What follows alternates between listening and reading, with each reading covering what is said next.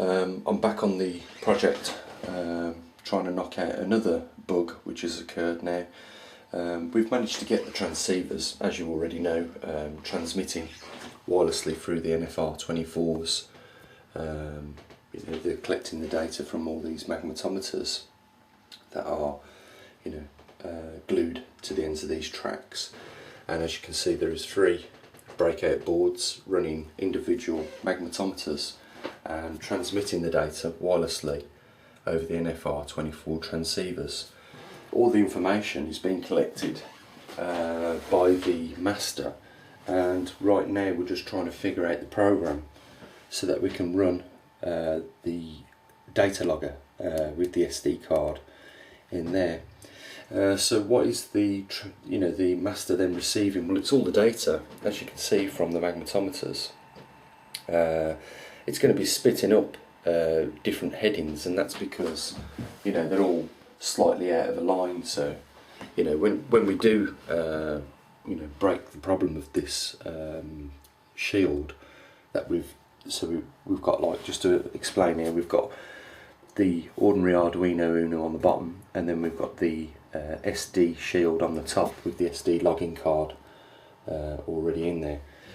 When we do break the problem of amalgamating this program, which is the SD card, into the program that we're using to run the master, which is collecting all the data from the magnetometers, we should be ready just to drop the SD card into the computer, put it in Excel, and we can do the processing with that data and build a graph, and then it's a simple case of throwing it up onto a website so that people can see a daily tracking of the magnetic pole.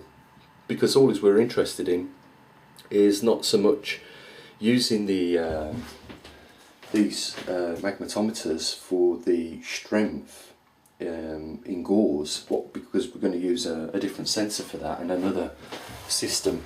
We might use this same system to log the sensor on that system, which is going to be the FGM3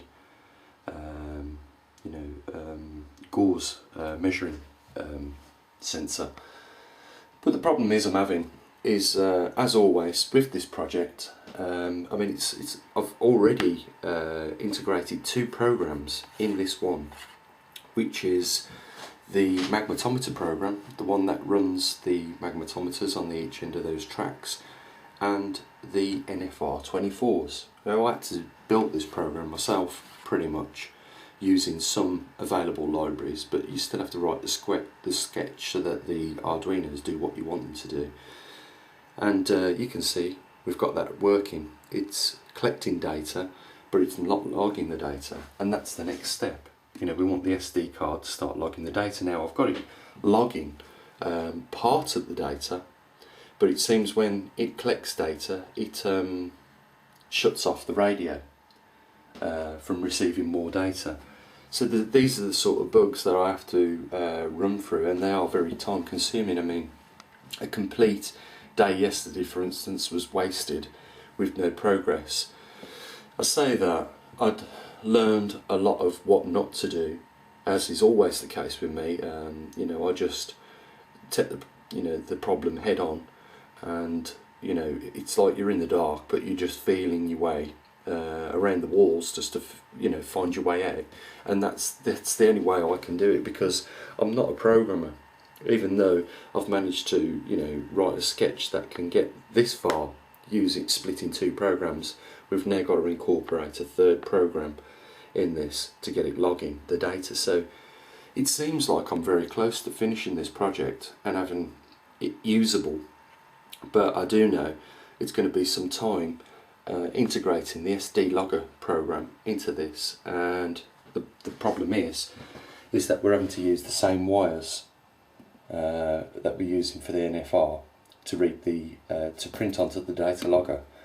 And like I say, the problem is right now is that when we collect data, it shuts the radio off and stops us logging any more new data.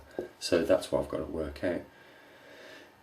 I'm still on the problem. I haven't given up, and this project, although it doesn't look like it, has cost over £1,000 so far. Now, the components that you're looking at don't cost £1,000. It's quite simple, but it's the process of, you know, developing something. You know, you buy things that you don't later on need because you've already got past that, or there was a problem using those components, so you don't use them.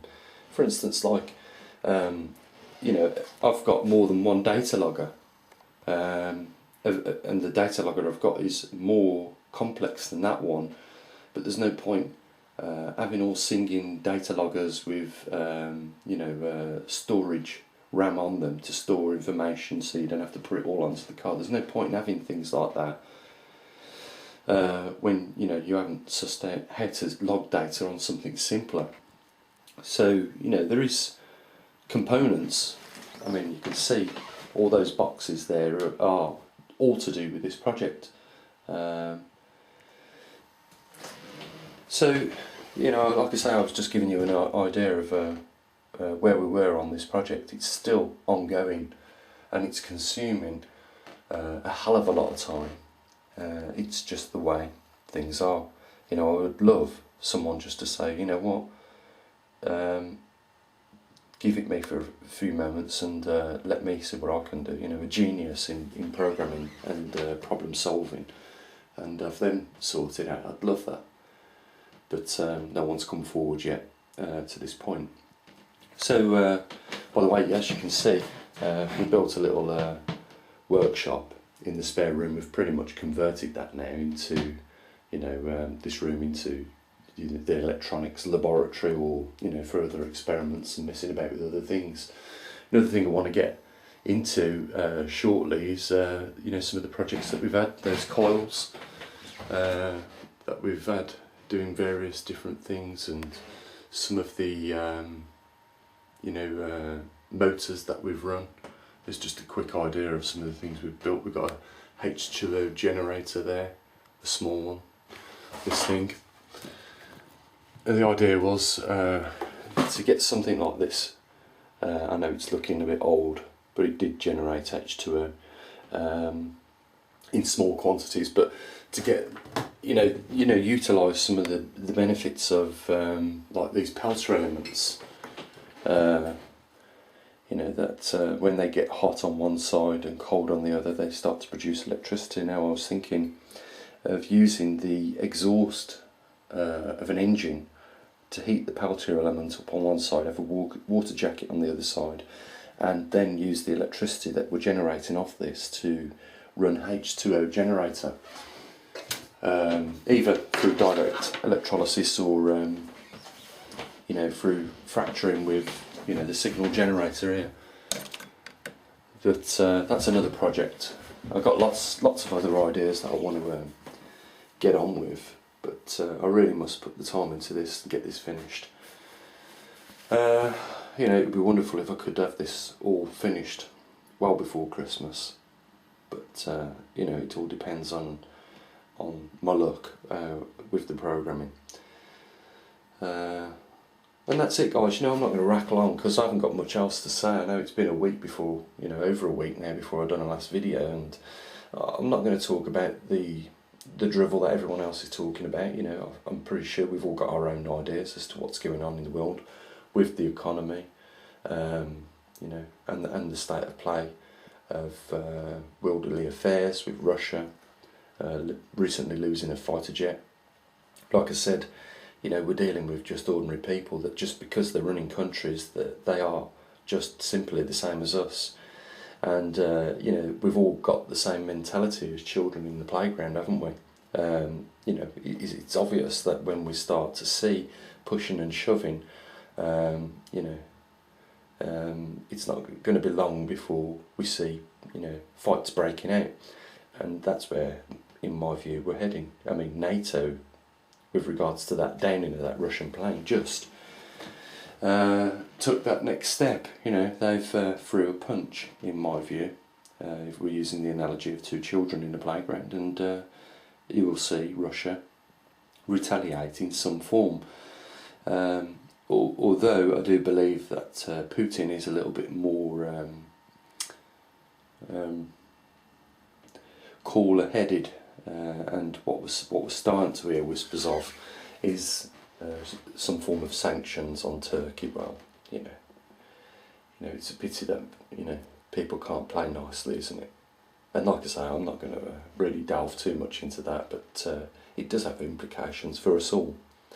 The other thing I've noticed, and I will just talk about it briefly, I think, is the general attitude with individuals across the range, from all walks of life really.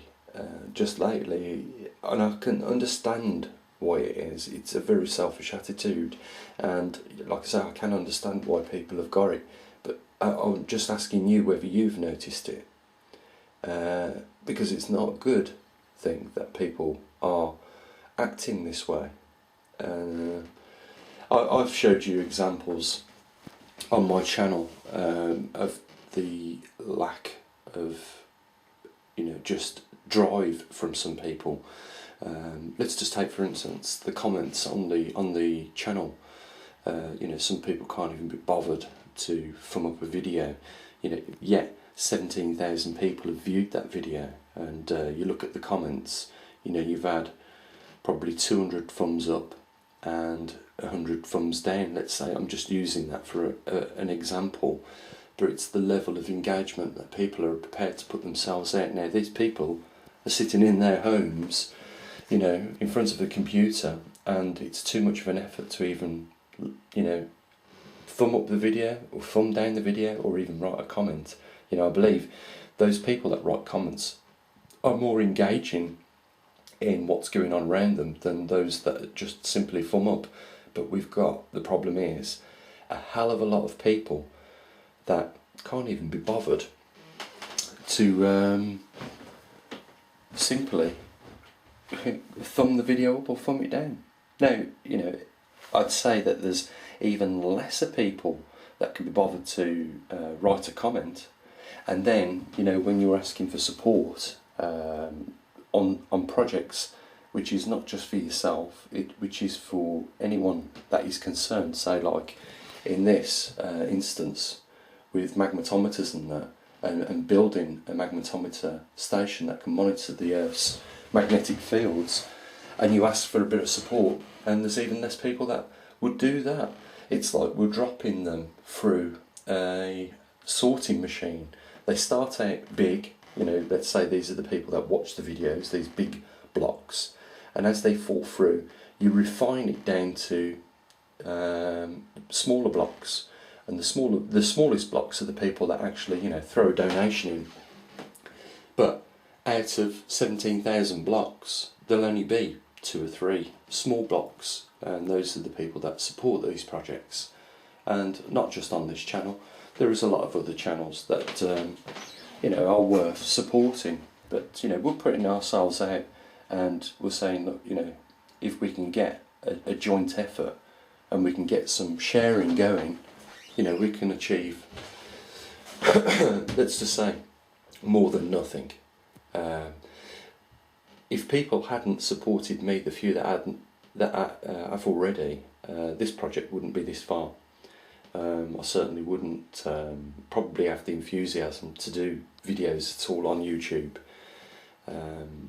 But the pole shift is, I believe, a well worth course.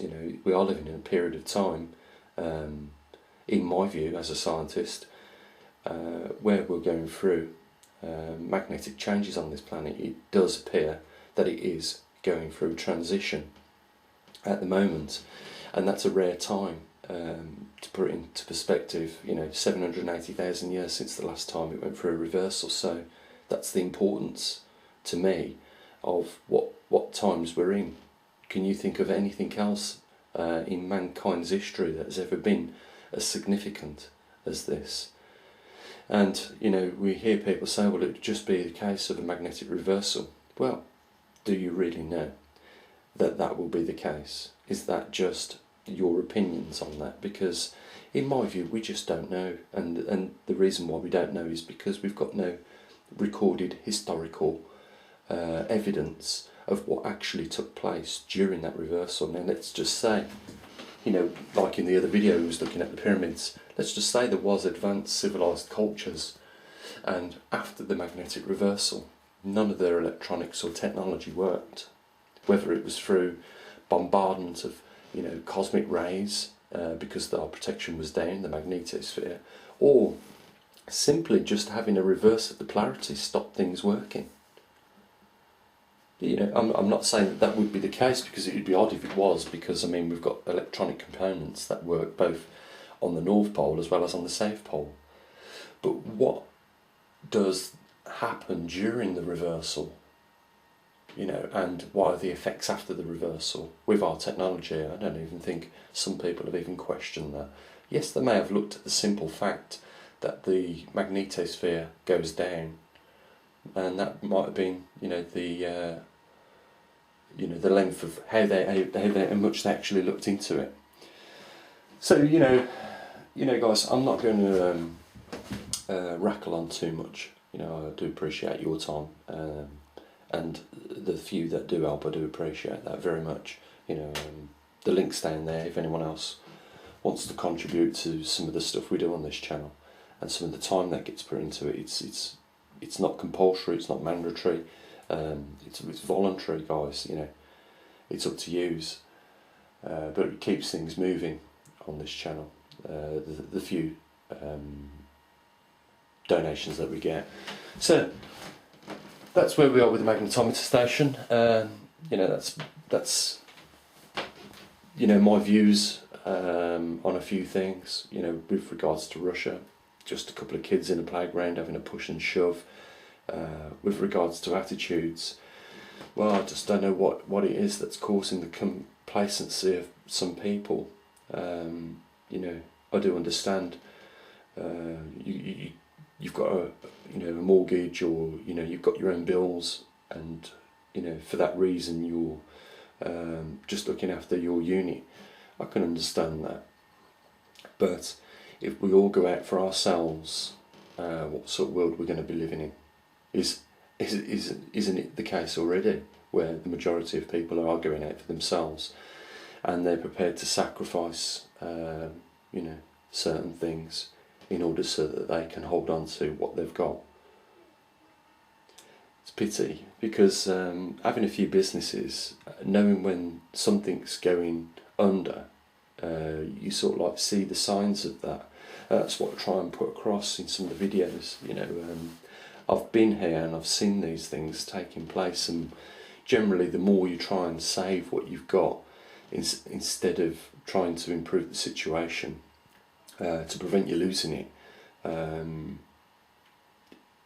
well, I think you get where I'm going with that. You know, when you know things are going under, it's you either accept that fact, and you know, you make preparations for that, and it saves you losing everything else. But I don't see the world governments even seeing some of the most serious problems in our civilized cultures. You know, they're just overlooking that fact. And again, I believe that these world leaders are doing it simply because it's because they're going out for themselves, isn't it? Again, and they're doing that at the cost to, you know, the rest of us here. But you know, I think if a few of the people on our sides of the fence were on their sides, I believe with the attitude of today that would be the case. They would do the same. I really do. You know, I think we're on a slippery slope. I think things are going to take a turn for the worst, possibly in the not too distant future, with regards to what's taking place in both areas, in nature, with regards to the way the world's changing, and with regards to the way we conduct ourselves on this planet with our own attitudes, stuffing it up for others. And it's very interesting times that we're in at the moment. So you know what, guys, I think I did rattle on a little bit in this video, and you know, I can only apologise for that. So you know, as usual, guys, you know, we're getting somewhere. we're further than what we've ever been on this. You know, we have got some data being transferred, but we've got to work it out why the SD is overriding the NFR transceiver, and you know, I'm pretty sure we can knock out the bugs in that. So, link below, guys, if you want to contribute to the work that this channel does. And you know, if you can't, then you know, no hard feelings, guys. You know, it's not, like I say, mandatory. It's just, you know, nice when people do share in a bit of the cost. If it's not just time, it's equipment that we buy. And with that, I'll say what I usually do. You know, enjoy the rest of your weekend, and as always, bye for now.